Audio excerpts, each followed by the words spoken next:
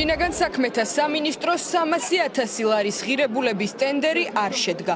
უწყებამ შესყიდვა დამბრბევ და წამებაში მხილებულ სპეცრაზმელთა კვების უზრუნველყოფისთვის გამოაცხადა, თუმცა მასში მონაწილეობა არც ერთმა კომერციულმა ორგანიზაციამ არ მიიღო. შესაბამისად, ტენდერი ჩავარდა და უწყებას ძალოვნების გამოსაკვებად სხვა გზების ძებნა, კერძოდ გამარტივებული შესყიდვების გამოცხადება მოუწია. შსს გაზაფხულის აქციებიდან მოყოლებული ამ ხერხს მიმართავს და უკვე მე-17 გამარტივებულ შესყიდვას ახორციელებს. უწყება კანონით გათვალისწინებული მოთხოვნის მიუხედავად შესყიდვების შესახებ ოფიციალურ დოკუმენტაციას არ ასაჯაროებს.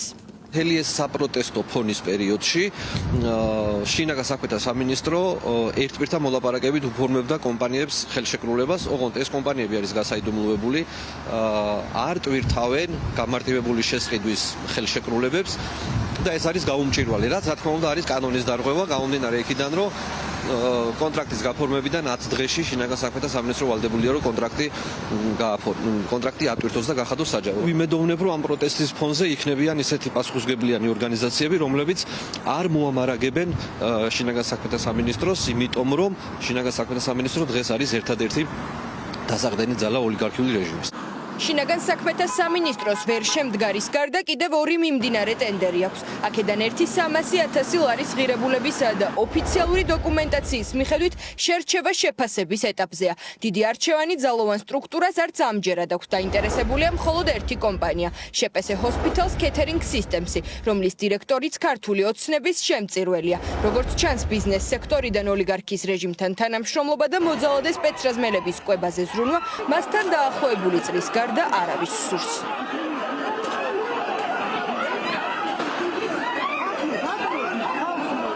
ჩვენ მიხილეთ ათეულობით და ასეულობით პრინციპში ბიზნესის განცხადება, რომ ისინი ემიჯნებიან იმ პოლიტიკას და იმ მარაზმს, რასაც არის აბსოლუტურად გასული კონსტიტუციური ფარგლებიდან ქართული ოცნება და შესაბამისად მსგავსი შემთხვევა ნამდვილად არ მიკვირს.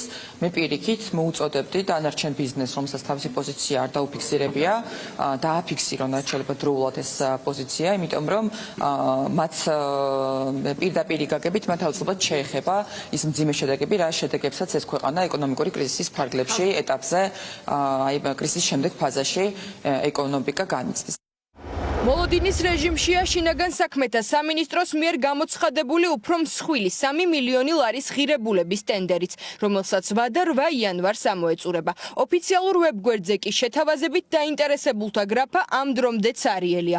ოპოზიციონერი პოლიტიკოსებისათვის ტენდერების სისტემური ჩავარდნის მიზეზი ცალსახაა. ბიზნეს სექტორს არ სურს მომსახურება ოლიგარქის მიერ მიტაცებულ სახელმწიფო სტრუქტურებს გაუწიოს. მით უმეტეს გამოკვებოს ის სპეცრაზმელები, რომლებიც ადამიანის ფუნდამენტურ უფლებებს სასტიკად არღვევენ. ბიზნესს ცხვენია მთავრობასთან ურთიერთობა და მიაჩნია, რომ ამ ხელისუფლებასთან თანამშრომლობა ეს არის ისეთი დამყა, რომელსაც ვერაზოს ვერ ჩამოიცილებს. ეს არის როგორც მორალური, ასევე თუნდაც პოლიტიკური დამყა. ანუ ყველა გაურბის მოძალადე ხელისუფლებასთან თანამშრომლობას. და უკვე აქ სადაც უკვე ფულის ინტერესია, სადაც ტენდერის 300,000 თუ 3 მილიონია და როდესაც ასეთ პროცესში მონაწილეობას ბიზნესი არღებულობს, ეს იმას ნიშნავს, რომ მათ ურჩევნიათ არ მიიღონ მოგება და არ მიიღონ შემოსავალი, ვიდრე მოემსახურონ მოძალადეებს, ამ შემთხვევაში იმ პოლიციელებს, რომლებიც ქუჩაში არბევს ხალხს. ფაქტობრივად მორალური ბოიკოტია და კიდევ ერთხელ ჩანს, რომ როგორ იზოლაციაშია ეს ხელისუფლება.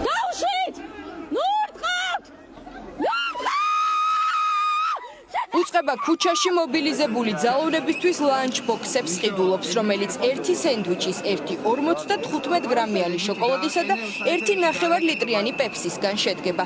მისი ღირებულება დაახლოებით 9 ლარს შეადგენს. 21 დღის განმავლობაში შინაგან საქმეთა სამინისტრომ თანამშრომლების საველე გამოკვებისათვის სახელმწიფო ბიუჯეტიდან ჯამში 1,500,000 ლარზე მეტი დახარჯა.